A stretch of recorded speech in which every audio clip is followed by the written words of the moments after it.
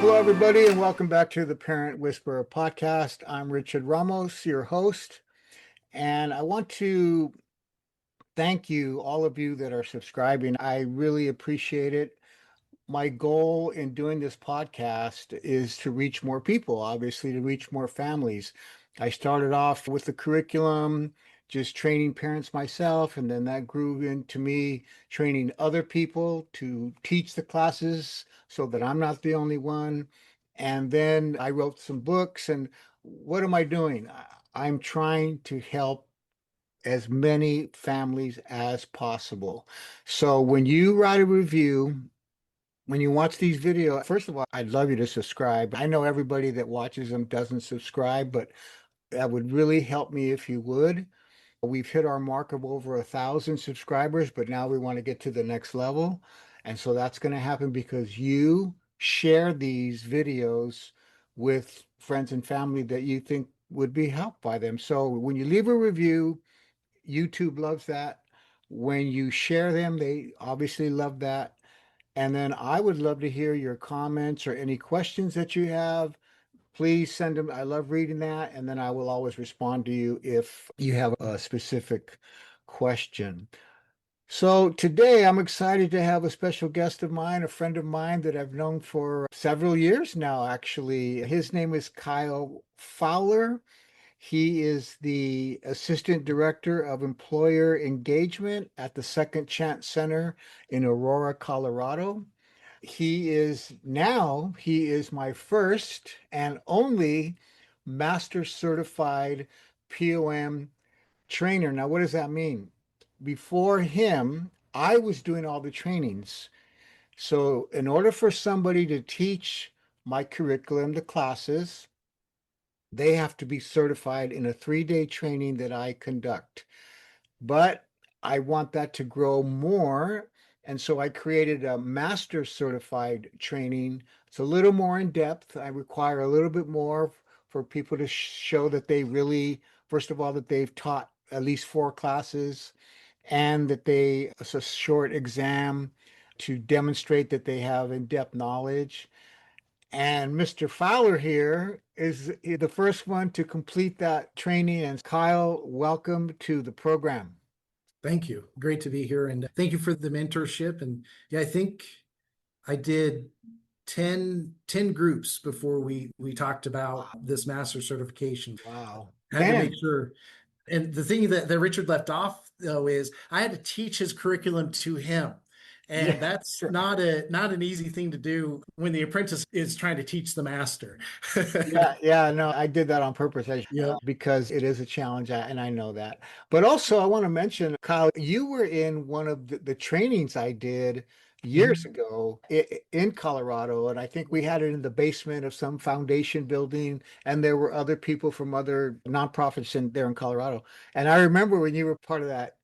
How was it? Was that your first time through Parents on a Mission? Yeah, that was my first time with direct exposure because there was another staff. His name is Tosh. He was teaching Parents on a Mission, but he was only teaching it in a women's halfway house. Oh, And I wow. kept thinking when I got employed with the Second Chance, and I'm like, how do I sneak into that class? Because I want what's going on in that class. And then I got approached by our deputy executive director. She's like, hey, you're just as involved. You're a dad. I think you can facilitate. How would you feel about going through and becoming a facilitator for this? And I was like, heck yeah, because that means I get the parenting class that I want. Because it's one of those things, you can do any number of things, but I wanted this class. I wanted this training. I was trying to seek it out, but I didn't know how to go about it. And then God put it in my hands. Hey, you wanted it. Here you go. I'm going to make this happen for you. And yeah, Right. so that was the first big exposure to it.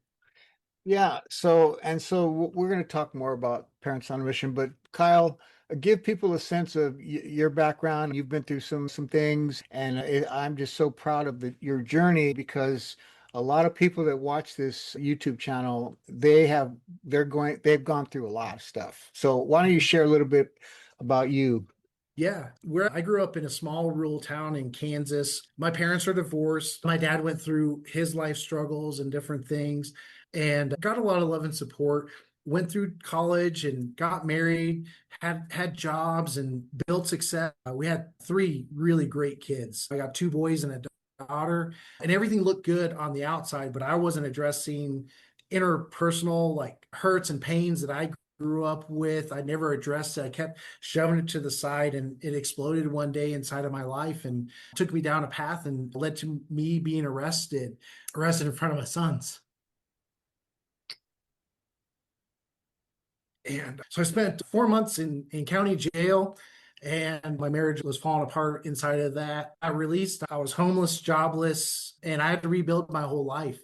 And through, again, just progression, I got a new job, I got housing, started rebuilding myself.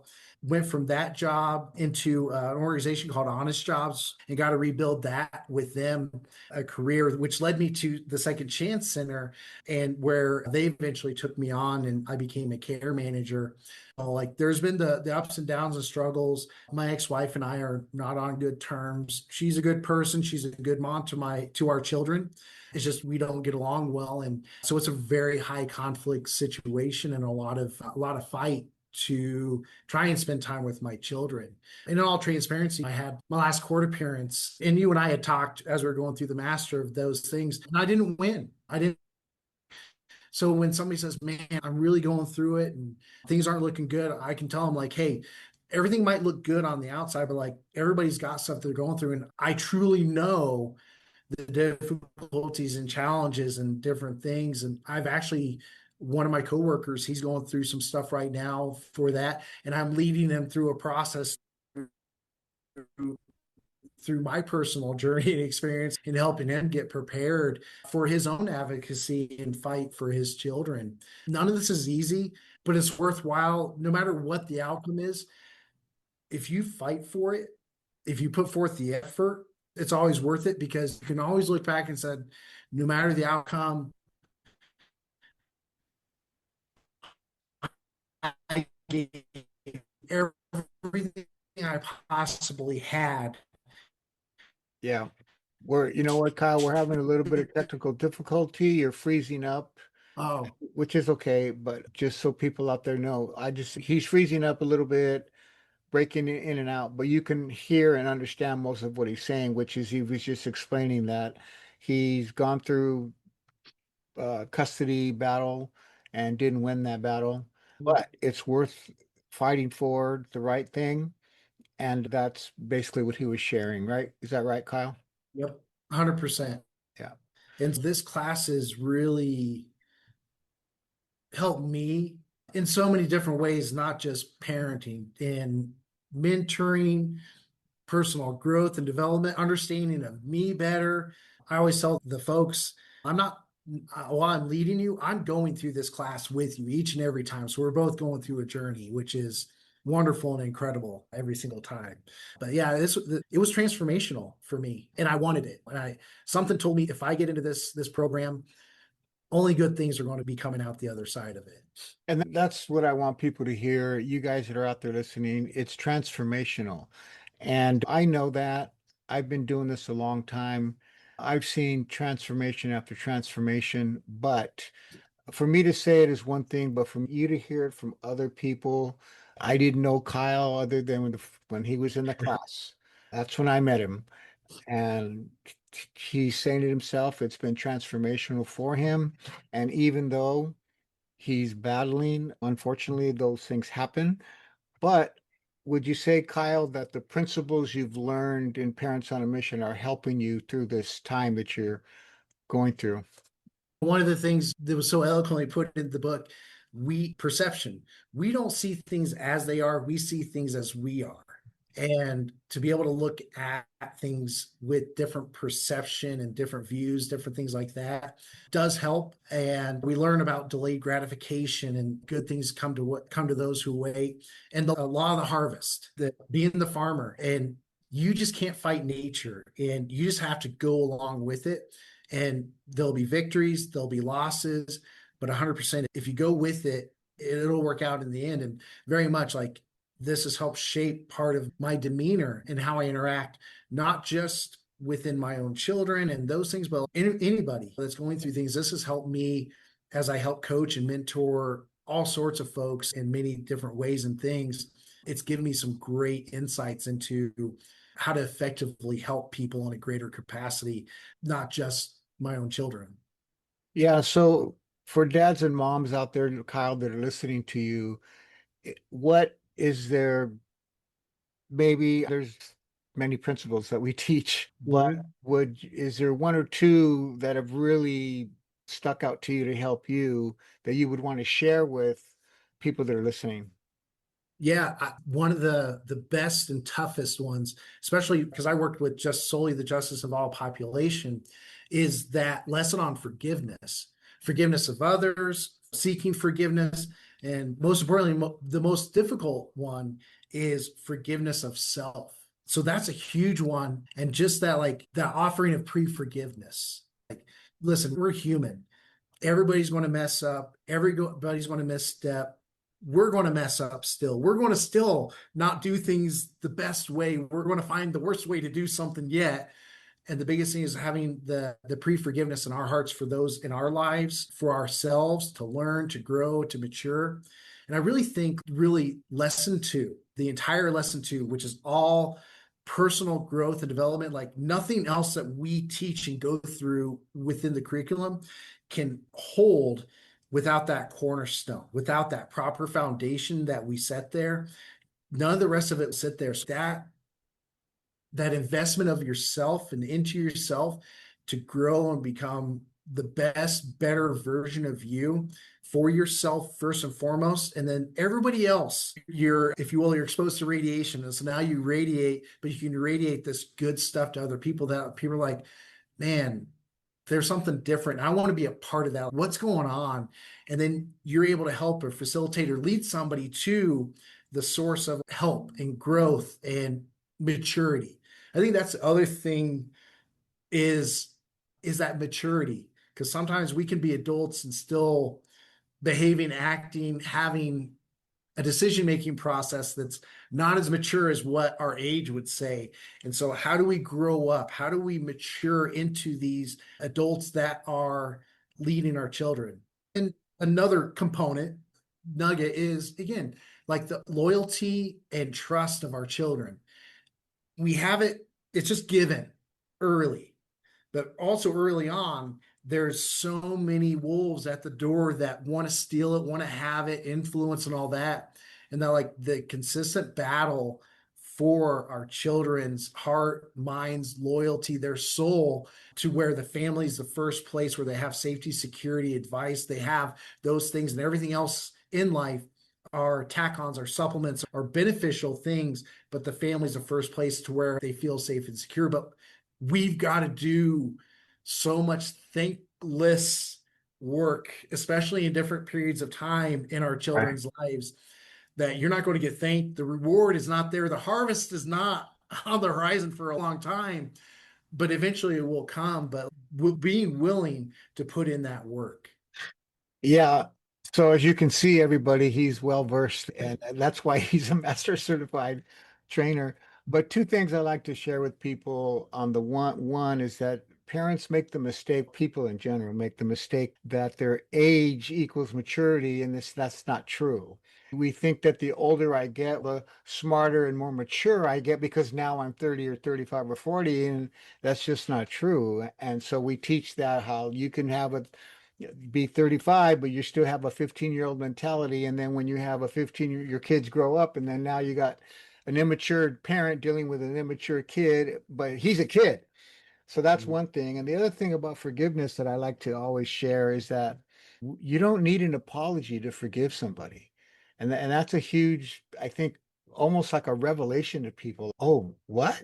Yeah, you don't, that person may be dead. They may be out of your life. You may never see them anymore, but yet you're hanging on to what happened. I went through that with my dad, is a story that I tell, how basically I had to come to a place where understanding that a dead man, because my father died when I was 18, he was controlling my life still because I wasn't releasing, letting go of what we went through when I was growing up. So that's an important point about forgiveness, is that you don't need an apology. So also tell us a little bit in a nutshell, tell us a little bit about Second Chance Center. What do you guys do? Yeah. So we are a nonprofit reentry program resource center. So individuals that come from prison, halfway houses, we do have some programs for those that are on probation, but we work with those individuals to provide wraparound services. So we get them paired up with a care manager. They get plenty of case managers, so they get a care manager here. We address basic life needs. We provide meals for individuals twice a day, hot home cooked meals. And then with my department, once somebody's kind of got some stabilization underneath them, we start bringing them up into our employment lab. And so that's where we spend and invest a good amount of time developing career readiness skills, resumes, interview processes. Background checks are a thing. Our folks come with backgrounds. So when, where, how do we talk about those in a meaningful way that helps progress me forward and not just a true crime story out there that people are not sure what to do with. And then we work to help bring employers to the table to get connected, to partner with us, to learn what is fair chance hiring, how do we do it. Maybe I've been doing it, but maybe I could do it better, and just providing aid and help in that. And then we have some apprenticeship programs with construction and tree force and all that. And then programming mentorships. We offer Parents on a Mission is my favorite, not biased at all. But we also do 7 Habits of Highly Effective People. We have a peer support group called the Never Going Back Group. Our founder, Hassan Latif, wrote a book, The 7 Steps to Never Going Back to Prison. So we have a support group that goes through those things. And then we just started a peer navigator program for individuals that lived experience to gain skill sets to go into the helping field, whether that's working with homeless, working with those that are just as involved, addiction recovery, anything like that to help them get a foundational foothold there. And So you that's a little bit about what we do. and you guys also provide housing, don't you? We Or help, temporary housing. yeah. So we have two long-term housing programs. We just launched our second one in October, where individuals that have been chronically homeless now have a place through a voucher system where they have a place to live, call their own. There's no deadline on it. And that has tremendously helped many children with parents that were displaced and homeless go back to school and start getting back into education because now they have stability. They have a place for themselves. And then we do have a couple of transitional houses that we work with that Right. we have leases on. So people parole there, have stabilization, start building up, and then move forward into their own independent housing. And then we work with a number of different organizations and places for helping individuals get into long-term housing stabilization. Because if somebody has housing, they have employment, and then they have coaching, mentoring, then we have community change and we're out there making the communities better. When people don't have those things, unfortunately, what do I have left? What do I have to lose if I don't do the right things? I got Right. nothing to lose. Right. But if I have those things, I have fear of loss. And that's a powerful motivator. Yeah, big time. For those of you listening, you might be in Aurora, Colorado, or anywhere near there, and you're saying, "Man, I need, or I know somebody that needs these kind of services, or I need these kind of services." I'll put the contact information in the show notes when this episode comes out. It might come out tomorrow, actually. We'll make sure to get the information, but I also want to give a shout out and give a little bit of backstory to Second Chance Center because I met the founder, Hassan Latif. Gosh, I don't know, it's almost 20 years ago or so. I forget exactly how many years, but we were holding, I was the founder, am the founder, was the executive director of the Latino Coalition for Community Leadership, a national intermediary. We received funding to give funding. And at that time, so we had money to give in Colorado, and Hassan showed up and I forget exactly the conversation, but basically what he was saying was he wasn't sure we would fund them, and but he was there and he pointed to his car and he said, "That's the Second Chance Center," the trunk of his car, because out of the trunk of Yep. his car, he was given his book, The 7 Steps to Never Going Back. And we gave, I believe, the first grant we gave them, you guys, at that time was $200,000, I think, something like that. It was a Yeah. huge amount for him because he had never received that kind of money before. That was when you guys had really had nothing. Yep. And now, and I'm saying that so people are listening, look at where they've come, all Mm. the development and all the growth and the people that they're serving coming out of jail, coming out of prison, people on probation, men and women. So what makes me so happy and proud is that they've adopted, the Second Chance Center has adopted Parents on a Mission as one of their programs. So I want to move into that right now. Kyle, talk a little bit how that works and where you were teaching and Mhm. then where you are now. Yeah, once I became certified, like right away, I got my first group going, and I was only facilitating inside of a men's halfway house. And how many years ago was that? Three. Oh, Okay. look, over three, because I got certified in March of 2023. And I think it was like April, I was starting my first class. I was like, let's get this going while everything's fresh. And then every quarter, so it worked out. It was like I was able to run a group every single quarter, but I first started out only doing it in a men's halfway house. And then we were starting to talk about we have a lot of people that aren't in that halfway house, women, because this was a men's only facility, so there was a lot of women that wanted to be in the program too.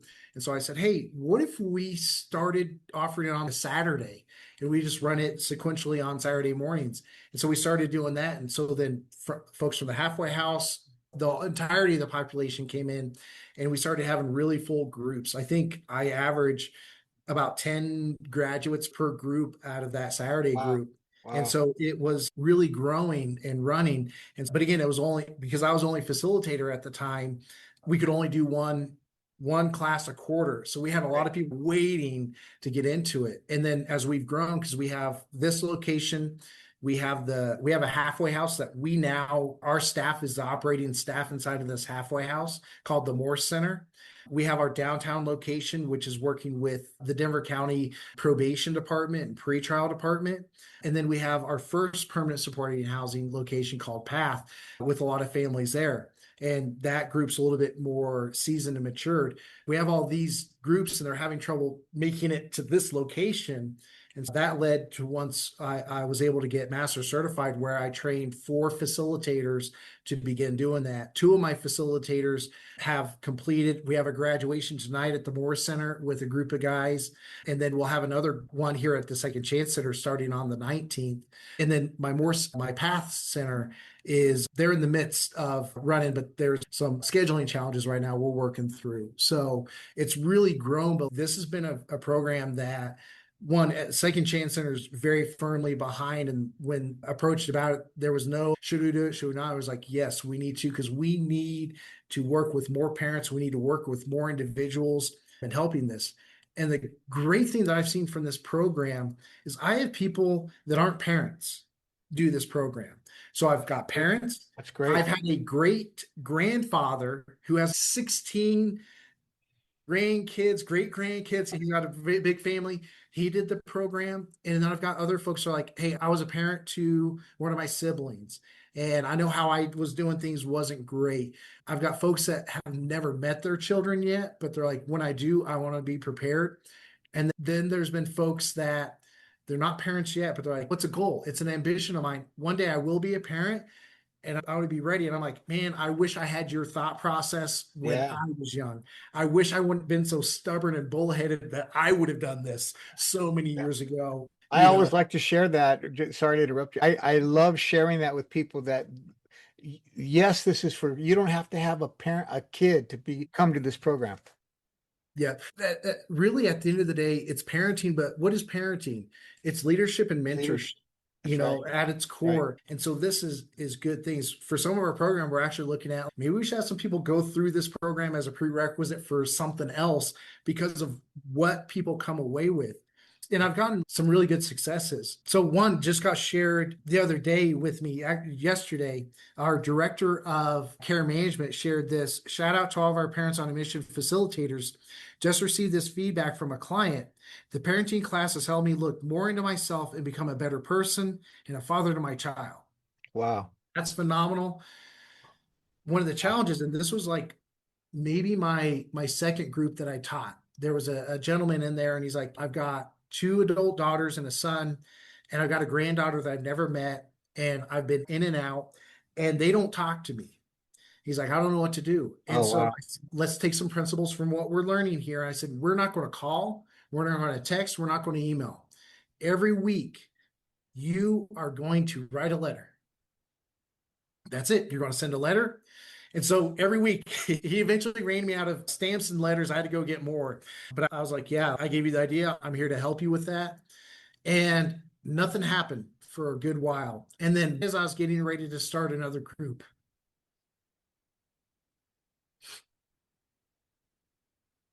he called me the day before. He said, hey, I want to let you know my daughter's responded. And I was like, man, that's awesome. Wow. Uh, Wow. that's phenomenal. But I said, hey, we're not done. You're going to continue writing letters and doing this because we got some work to do to work forgiveness back into your life from their side to get that contact. And he did it. He kept consistent, and I'm so proud of him. Yeah. Oh my God. The, see the okay. Again, I'm going to address the crowd out there. This is what happens. I cannot tell you how many times I've heard this story of forgiveness and reconciliation between mom and daughter, mom and son, dad and daughter, grandparent and their grandkids over and over again. And what does that tell us? That tells us that in families, there are so many things that happen. And none of us are perfect. I'm not perfect. I'm still learning and growing. I still make mistakes. Who doesn't? But that's not the issue. The issue is what do you do about it? So here's a grandfather looking for direction, doesn't know what to do. His daughter and grandkids don't talk to him. Can you imagine that? What they're carrying, like the ugliness and the bitterness and the what is that you don't want to talk to your grandfather? The daughter not talking to the dad, that's one thing. But the grandkids?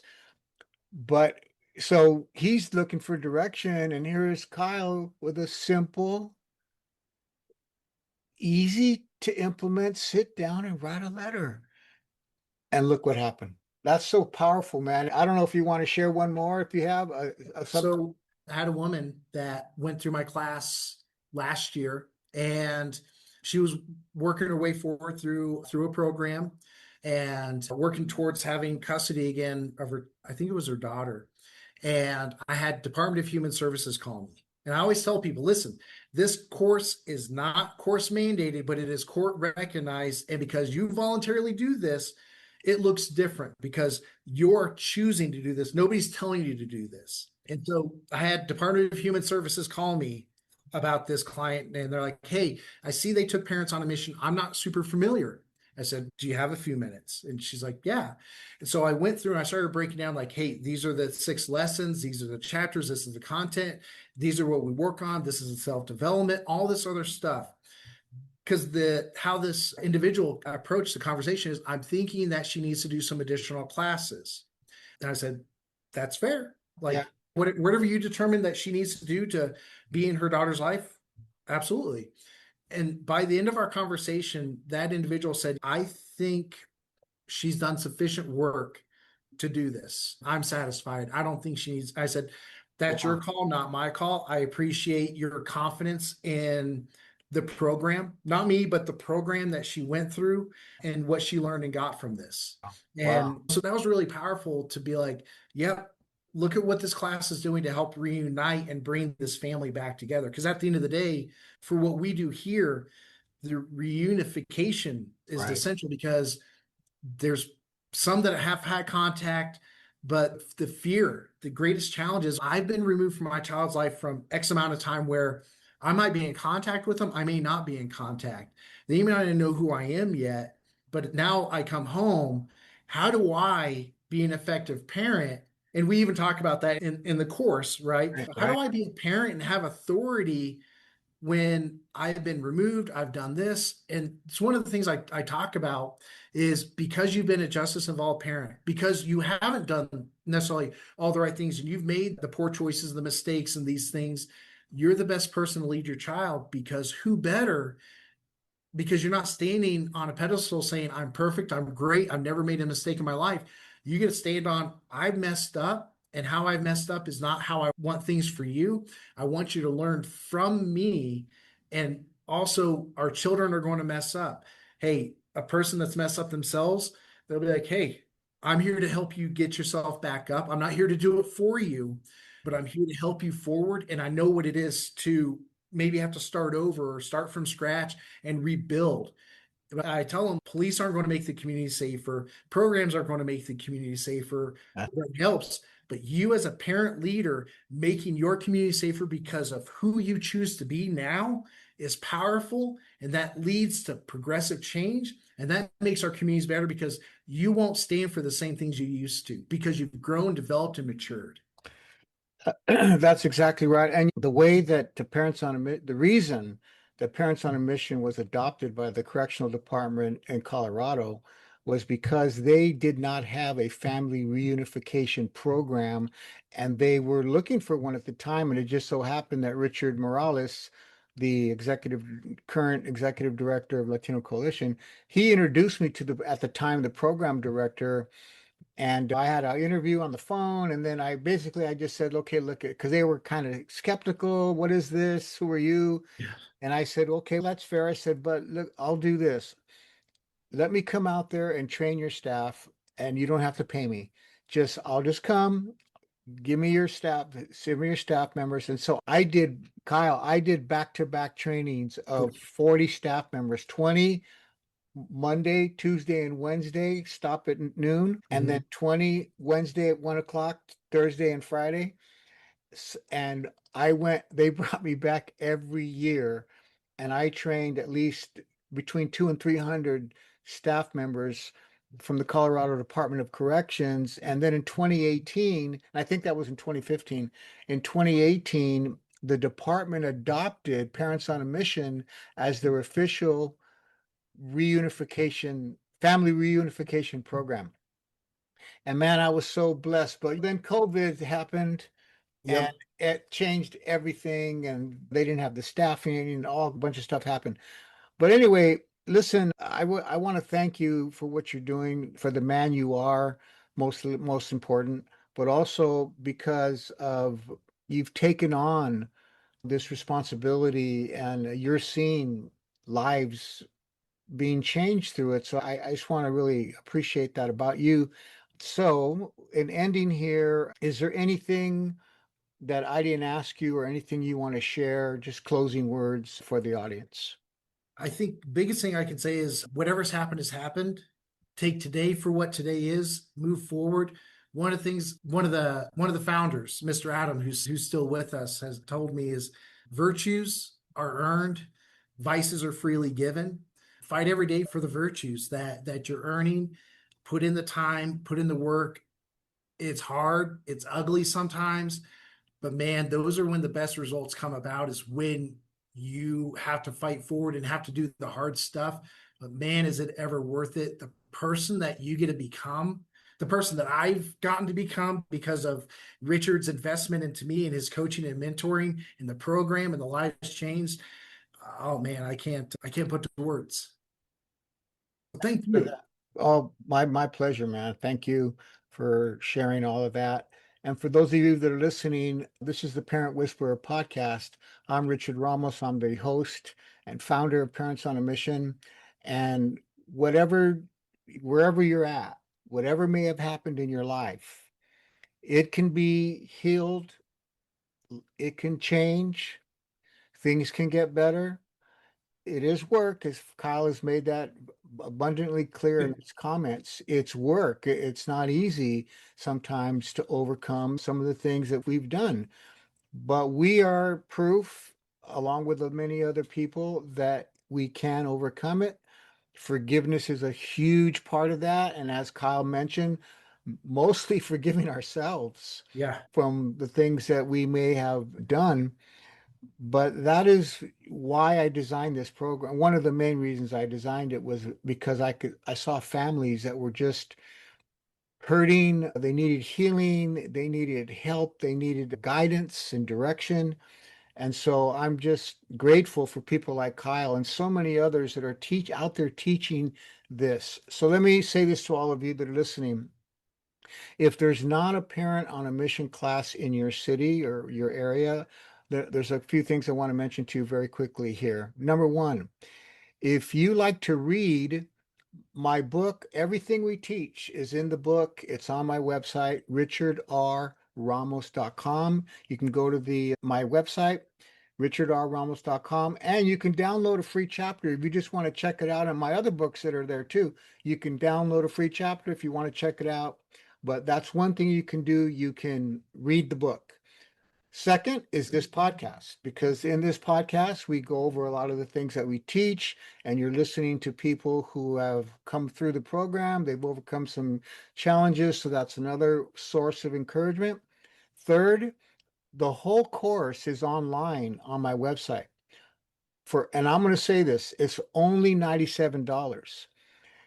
That's 15 videos. Each one of those videos are maybe 12 to 15 minutes long. They're not long. You can watch it at your leisure. Take your time. You can invite other people to come and watch them with you, the videos. But the reason I say only $97 is you will not find a program like this online that's about a $200 discount. And I can promise you that. As a matter of fact, if you find one like this program cheaper than $97, let me know, because I do not think you're going to find it. So it's only $97. So anyway, that's another way you can get the course, because there's no course in you and you're saying, man, I would really like to learn this stuff. That's another way. So you got the book, you got the podcast, and you got the online course there. So I wanted to share that with you. Once again, please leave a review, share this video, and I really would appreciate if you subscribe. That really helps me. This is the Parent Whisperer podcast. I'm Richard Ramos, and I always leave you with this message, Mom and Dad. Parents on a Mission is not for bad parents. It's for good parents who want to get better. Thanks for listening. See you next time.